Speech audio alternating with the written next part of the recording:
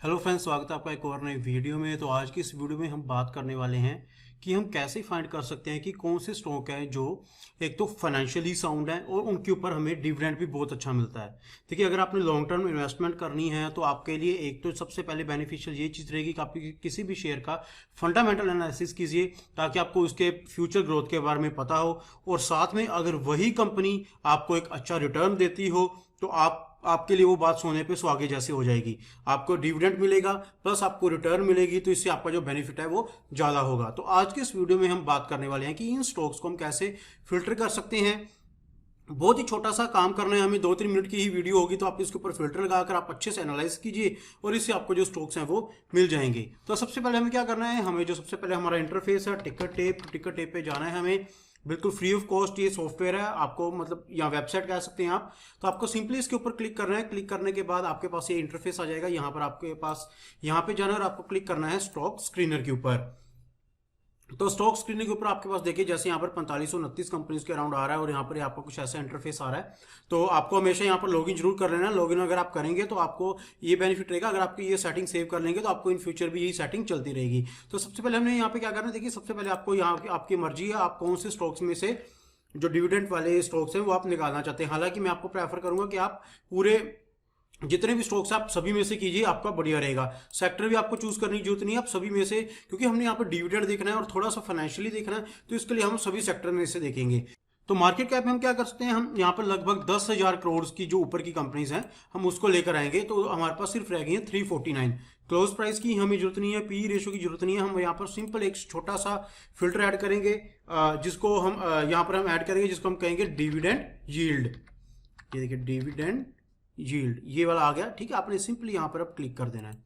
अब देखिए, जब हम यहाँ पर आ गए तो जितनी भी कंपनी सी 349, तो यहाँ पर आपका पूरी रेशो आ गई कि कौन सी कंपनी कितना डिविडेंड देती है। ठीक है, अब यहाँ पर आप क्लिक कीजिए तो यहाँ पर सबसे ज्यादा जो कंपनी डिविडेंड दे रही है वो सबसे टॉप पर आ गया।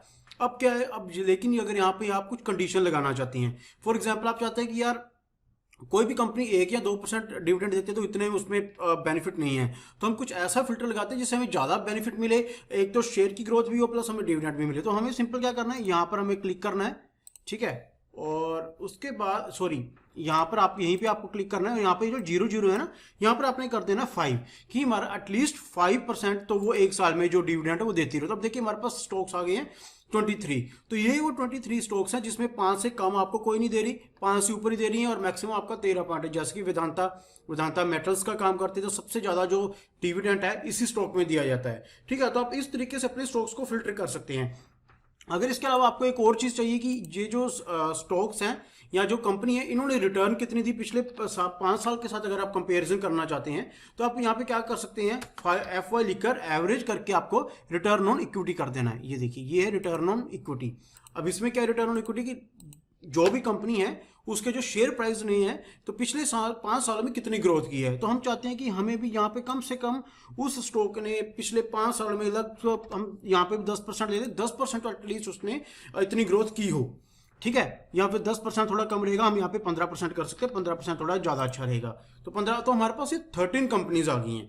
13 कंपनीज में देखिए पैरामीटर कितने जबरदस्त आ गए हैं। एक हमें डिविडेंड मिल गया, ठीक है, सबसे अच्छी बात। रिटर्न ऑन इक्विटी किसने ज्यादा दी है वो भी हमारे पास आ गई।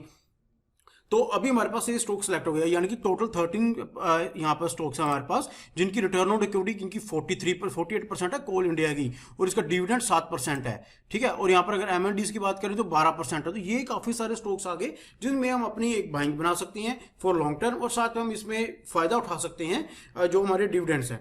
तो एक बार इनका छोटा सा, जैसे मैंने आपको पहले भी एक वीडियो बनाकर दी हुई है कि फाइनेंशियल एनालिसिस कैसे करते हैं, तो सिंपली आपको क्या करना था, स्टॉक के ऊपर राइट एक बार क्लिक कीजिए, यहाँ पर ये आ जाएगा, आपने इसके ऊपर क्लिक करना है। इसके ऊपर क्लिक करने के बाद आपके पास ये सारा सिस्टम आ गया। सबसे पहले आपको ये वाले जो 5 पॉइंट है इसको पढ़ना है कि क्या इसमें आपके कम से कम इस 6 पॉइंट में से क्या 4 ठीक है। अगर इसमें से 4 ठीक है, गुड है, एवरेज है, तो आपके लिए बढ़िया है। ठीक है, पहली बात।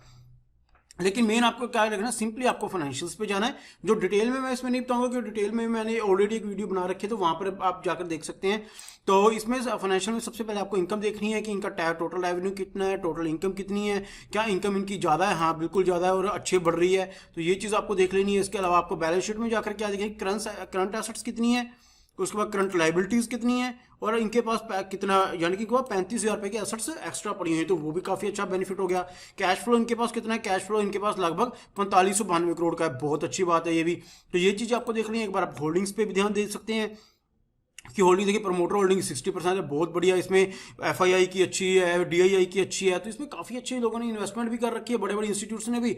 और यहाँ पर इवेंट्स हैं, और आप अगर इनके डिविडेंड देखें तो देखिए 5 रुपये, 9 रुपये, 7 रुपये, 5 रुपये, 52 रुपये, और ये देखिए इसने हर साल लगभग 2 से 3 बार ये डिविडेंड भी देती है। तो आप इस तरीके से इन स्टॉक्स को चूज कर सकते हैं, और उसके बाद उनमें जो भी आपकी इन्वेस्टमेंट है वो आप धीरे धीरे कर सकते हैं। इससे आपको डबल बेनिफिट ये हो जाएगा, मान लीजिए स्टॉक ने 10% गेन किया, वो तो आपका बेनिफिट है ही, प्लस आपको उसने उसके ऊपर डिविडेंड भी दे दिया, ये आपका डबल बेनिफिट है।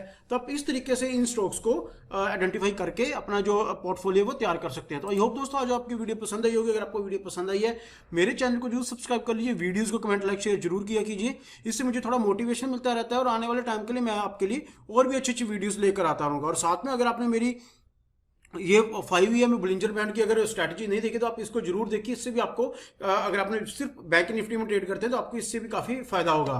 तो चलिए दोस्तों, मिलते हैं हम अगली वीडियो में।